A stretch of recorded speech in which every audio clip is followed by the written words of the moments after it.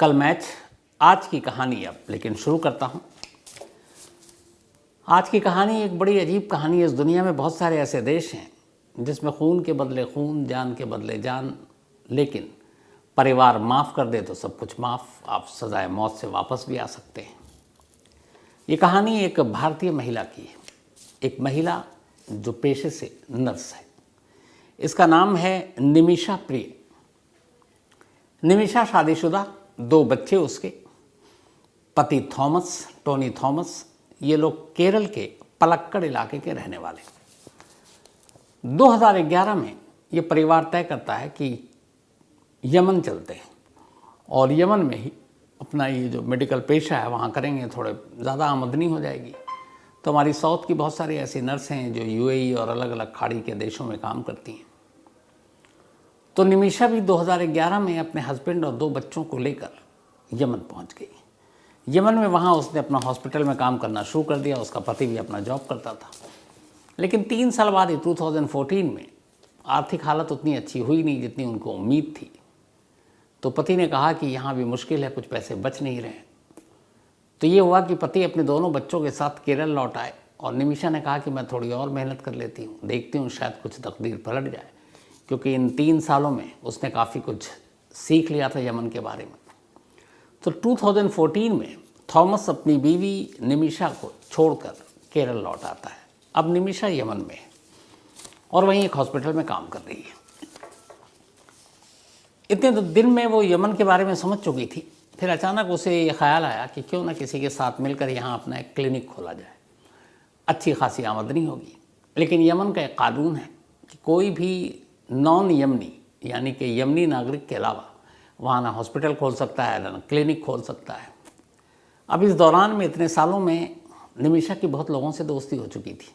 उनमें एक medical staff का ही एक मेल नर्स भी था जिसका नाम हन्नान था। हन्नान के साथ निमिषा की अच्छी पटती थी। उन दोनों ने कहा कि हाँ चलो हम लोग मिलकर खोलते हैं। लेकिन कानूनी दिक्कत ये थी कि बिना किसी यमन के नागरिक जो हो उसके बिना नहीं खोल सकते।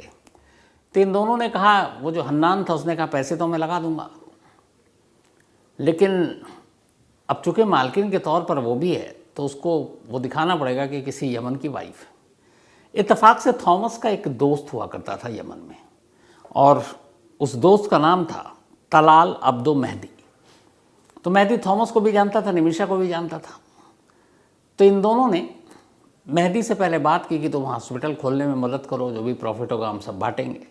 मेहदी ने पैसे देने से इनकार कर दिए। जब इनकार कर दिया तो इन दोनों ने अपने लेवल पे खोला, लेकिन कहा कि इतनी मदद कर दो कि एक फेक डॉक्यूमेंट बना लेते हैं जिसमें तुम मुझे अपनी वाइफ दिखा देना, ताकि आसानी से क्लिनिक खोलने की परमिशन मिल जाए। मेहदी इसके लिए तैयार हो गया। उसने कहा ठीक है, इसके बदले में कुछ पैसे लेंगे। उसने कहा ठीक है, जब इनकम होगा तो मैं पैसे दे देंगे। अब एक कागज़ पर मेहदी की वाइफ बन गई निमिषा, फेक। क्लिनिक खुला और क्लिनिक चल पड़ा। लेकिन जब क्लिनिक चल पड़ा तो मेहदी की नीयत बदल गई। उसे लगा ये तो बड़ा प्रॉफिट का फ़ायदा है। अब वो जितनी बात हुई थी शर्त कि इतने पैसे दोगे मुनाफे में, वो पूरे का पूरा उससे डबल ट्रिपल 5 गुना मांगने लगा। कुछ दिनों तक तो दिया, लेकिन फिर निमिषा को लगा कि ऐसे सारे पैसे दे देंगे तो हम क्या कमाएंगे, और हमने जिस मकसद से क्लिनिक खोला उसका कोई फ़ायदा नहीं। लेकिन निमिषा मजबूर थी इसलिए कि डॉक्यूमेंट्स मेहदी के नाम पर था, मेहदी की वो वाइफ बनी हुई थी।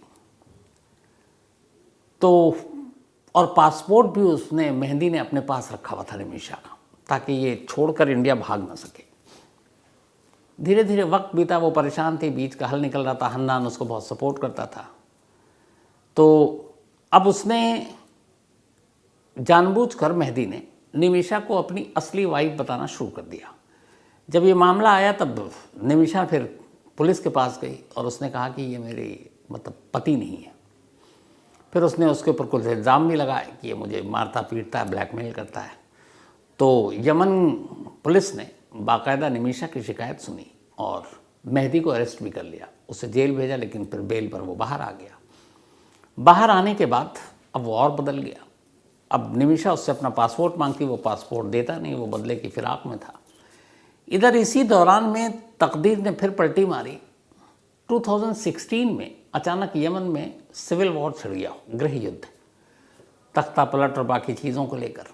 तो जब गृह युद्ध छिड़ गया तो अब यमन के बाहर जाने, यमन आने पर बहुत सारे ट्रैवल रोक टोक लग गई। तो हालात ऐसे यमन में कि कोई यमन से बाहर नहीं जा सकता। बहुत सारे देशों ने यमन के टूर पे या ट्रैवल पर रोक लगा दी, उसमें भारत भी एक था। 2016-17 के बाद यमन के नागरिक या जो यमन के में जाना चाहते हैं भारतीय, वो जा नहीं सकते क्योंकि वह हालात वहाँ के ख़तरनाक थे। वायलेंस हो रहा है, गृह युद्ध है, तो एक ये मुसीबत आ गई। अब निमिषा फंस गई वहाँ। 14 में पति और बच्चे तो आ गए, लेकिन 16 के बाद ये सिविल वॉर छिड़ गया। अब निमिषा भारत भी लौटना चाहे तो नहीं लौट पा रही है, लेकिन फिर भी उसने कहा कि हालात और बदतर हों, किसी तरीके से यमन से निकल लो। अब उसके इस बिज़नेस पे भी असर पड़ा था क्लिनिक के, पर वो निकले कैसे? पासपोर्ट जो है वो मेहदी के पास, वो बहुत गिड़गिड़ाई। उसने मेहदी से कहा कि मुझे मेरा पासपोर्ट लौटा दो, ये जो भी है क्लिनिक जो भी चीज़ें हैं तुम सब रख लो, मुझे अपने घर वापस केरल जाना है। मेहदी पासपोर्ट देने को तैयार नहीं। निमिषा परेशान हो गई। जुलाई 2017 का महीना आया।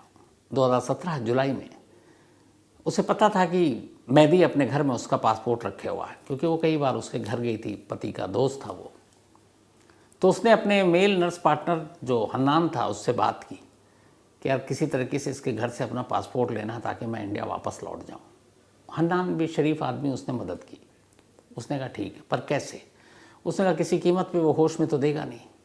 अब निमिषा एक नर्स थी, उसने कहा काम करते हैं, एक बेहोशी का इंजेक्शन उसको लगा देते हैं और वो बेहोश हो जाएगा, हम अपना पासपोर्ट लेंगे और उतनी देर में जब तक होश आएगा हम निकल लेंगे। हन्नान ने कहा कि ठीक है। दोनों इस राय पर एक राय।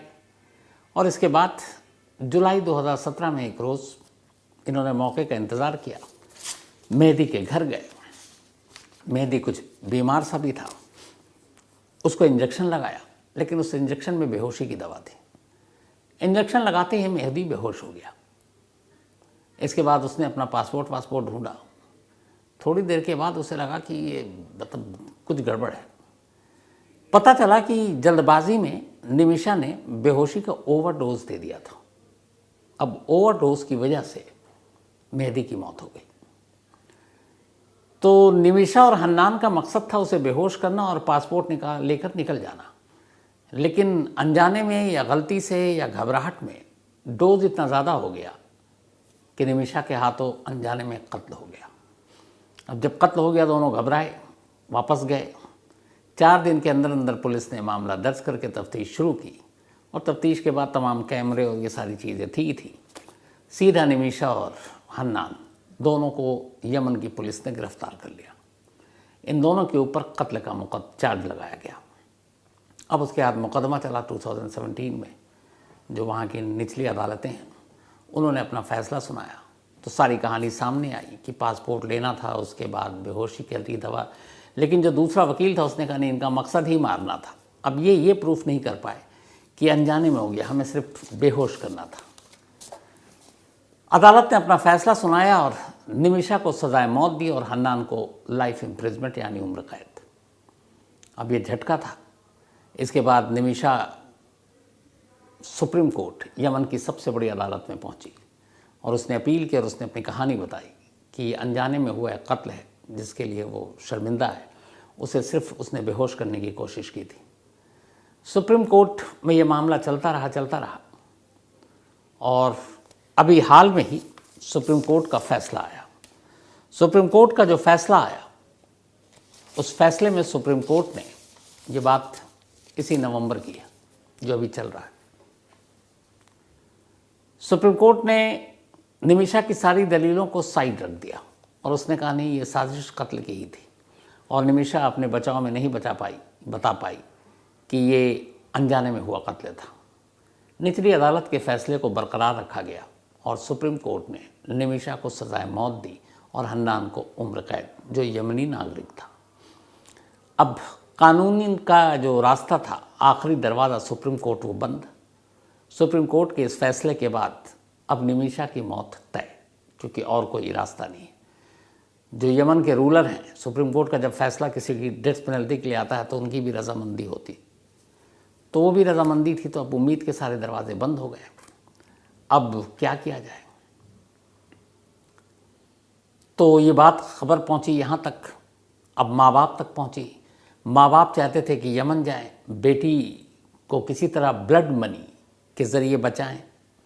ब्लड मनी का मतलब ये कि जो कई मुस्लिम कंट्री में ऐसा है कि अगर किसी की जान चली जाती है या आप किसी का कत्ल कर देते हो, जिसका कत्ल हुआ अगर उसके क्लोजेस्ट फैमिली मेम्बर, जैसे अगर बेटा है तो माँ बाप, माँ या बाप है तो बेटा, पति है तो पत्नी, पत्नी है तो पति, ऐसा कोई भी, या भाई बहन, कातिल को माफ़ कर दे, बदले में एक कोई रकम ले ले, मुआवजा ले ले, हर्जाना ले ले, और अगर वो माफ़ीनामा दे देते हैं इसके बाद कुछ पैसे लेकर या कई बार बिना पैसे के, तो फिर सुप्रीम कोर्ट के फैसले का कोई मतलब नहीं रहता। वहाँ की अदालतों में बड़ा साफ है कि अगर जिसके परिवार का कोई मरा है उसके परिवार के लोगों ने कातिल को माफ़ कर दिया तो फिर उसकी सज़ा माफ़ हो जाती है। अब सुप्रीम कोर्ट ने फांसी की सज़ा सुना दी निमिषा को। इसके बाद कोई रास्ता बचा नहीं, बचा एक ही, ब्लड मनी। अब बातचीत हुई किसी और सोर्सेस के ज़रिए जो सूत, क्योंकि यहाँ फैमिली यमन जा नहीं सकती थी, सिविल वॉर है, इंडिया की तरफ से रिस्ट्रिक्शन है जाने में। अब इसके बाद एक कमेटी बनाई गई, जो मतलब कमेटी क्या, एक मूवमेंट चला निमिषा को बचाने के लिए केरल में, सेव निमिषा प्रिया इंटरनेशनल एक्शन काउंसिल 2022। तो ये एक मूवमेंट चला सोशल मीडिया पर, हर जगह की बचाया जाए। इसी ऑर्गेनाइजेशन ने, जो सेव निमिषा प्रिया इंटरनेशनल एक्शन काउंसिल 2022 ने सुप्रीम कोर्ट का दरवाज़ा खटखटाया और कहा कि ऐसे ऐसे केस है और ये एक अनजाने में कत्ल हुआ और सज़ाए मौत मिली, इसमें निमिषा के परिवार को यमन जाने की इजाज़त दी जाए। हालात हालांकि ठीक नहीं है, भारत सरकार का रिस्ट्रिक्शन है, लेकिन भारत सरकार को ये हुक्म दिया जाए कि वो निमिषा की माँ को कम से कम जाने की इजाज़त दे, ताकि माँ मेहदी के घर वालों से बात करे और ब्लड मनी की जो भी रकम है वो उसे देकर अपनी बेटी को मौत के मुंह से बचा कर ले आए। मामला पहुंचा सुप्रीम कोर्ट। सुप्रीम कोर्ट में ये, पहले तो सुप्रीम कोर्ट ने इंडियन गवर्नमेंट को कहा कि आप एक हफ्ते के अंदर इस पर अपनी राय दीजिए। अभी थर्सडे को, 2 दिन पहले, इंडियन गवर्नमेंट ने जवाब दिया कोर्ट में। उसने कहा कि हाँ, वहाँ पे रिस्ट्रिक्शन है, लेकिन थोड़ा सा इधर हाल में ऐसा हुआ है कि अगर कोई ख़ास रीज़न बताए और कितने दिन के लिए जाना है तो जाने की इजाज़त दी जा सकती है। बल्कि विदेश मंत्रालय के प्रवक्ता बागची ने यह भी कहा कि उनकी संज्ञान में ये केस है, उनके नॉलेज में, निमिषा का, तो वहाँ पे जो उसको लीगल एड और बाकी यमन में एम्बेसी के थ्रू वो भी देने की कोशिश की जा रही है। लेकिन कोर्ट ने कहा नहीं, आप ये बताइए कि आप एक तो इसकी माँ को भेजने का इंतज़ाम कीजिए और बताइए कि आप कब तक भेजेंगे और क्या क्या करेंगे। तब परसों सुप्रीम कोर्ट ने कहा हो सकता है नेक्स्ट वीक भारत सरकार बताए कि हाँ, हम तैयार हैं भेजने के लिए। अब यमन से जो खबर आई है वो ये है कि इस बीच में दूसरे चैनल से मेहदी के घर वालों से नेगोशिएशन चल रहा था कि आप ब्लड मनी लेकर निमिषा की जान बख्श दो। तो उस नेगोशिएशन में ये हुआ है कि कुछ महीने पहले ये नेगोशिएशन डन हुआ था, जो समझौता, उसमें ये था कि उन लोगों ने, मेहदी के करीबी ने, उसकी बल्कि वाइफ ने 5 करोड़ यमनी रियाल, 5 करोड़ यमन की जो रियाल है, जो इंडियन करेंसी में 1.52 करोड़ रुपीस बैठता है, मतलब ये है कि उन्होंने 1.5 करोड़ रुपए के करीब, 1 करोड़ 52 लाख रुपए मांगा है निमिषा को माफ़ करने के लिए। अब पैसे का इंतज़ाम, बाकी चीज़ें तो हो जाएंगी, लेकिन इसके लिए माँ को जाना है और माँ चाहती है कि फैमिली से बात करे। लेकिन इधर यमन के हालात ऐसे हैं कि जा नहीं सकते थे, सुप्रीम कोर्ट को उतरना पड़ा। अब सुप्रीम कोर्ट को सरकार ने जवाब दिया और बहुत उम्मीद ये है, क्योंकि प्रेशर भी है, भारत सरकार को भी जानकारी में है, कि यहाँ से उसकी माँ को जाने की इजाज़त दी जाए और वो जाकर ब्लड मनी का भुगतान करे और निमिषा को मौत के मुंह से बचा कर ले आए। लेकिन ये सब कुछ अब अगले हफ्ते पर डिपेंड करता है। यमन वो देश है जहाँ पर मौत की सज़ा जो है गोली मार कर दी जाती है, लेटाकर पीठ पे गोली मारी जाती है ताकि दिल पे गोली लगे उल्टी तरफ से। इस तरीके से कोई और बहुत ज़्यादा हीनियस क्राइम में जिसको मौत की सज़ा मिली तो पहले उसको कोड़े मारे जाते हैं, फिर गोली मारी जाती है। तो और वहाँ पे फांसी या सज़ाए मौत बहुत मामले हैं। मतलब ये वो देश है जहाँ नाबालिग तक को मौत की सज़ा दी जा चुकी है। तो मौत की सज़ा को लेकर बहुत कट्टर है ये देश। अब निमिषा, चूँकि उसकी पूरी कहानी है, इसकी वजह से सिंपैथी है कि बेशक उसके हाथ से एक गुनाह हुआ, एक कत्ल हुआ, लेकिन उसका मकसद बेहोश कर अपने पासपोर्ट को लेकर वापस अपने देश, अपने पति और बच्चों के पास लौटना था। वो एक कातिल नहीं थी। हाँ, उससे गलती ये हो गई कि बेहोशी की जो दवा थी वो ओवरडोज हो गया। तो हम सब की दुआ यही है कि सुप्रीम कोर्ट के पहल पर भारत सरकार भी निमिषा की माँ और उसके परिवार की मदद करें। यहाँ से वो लोग जाएं और मेहदी के घर वालों से, उसकी बीवी से बात करें और उनसे उनकी बच्ची या उनकी जो बेटी है उसको माफ़ कर देने की गुजारिश करें। और जो भी ब्लड मनी की रकम है, जो मैंने कहा उनकी एक तरह से मांग थी लगभग 1.5 करोड़ इंडियन करेंसी में, वो उन्हें दे दी जाए।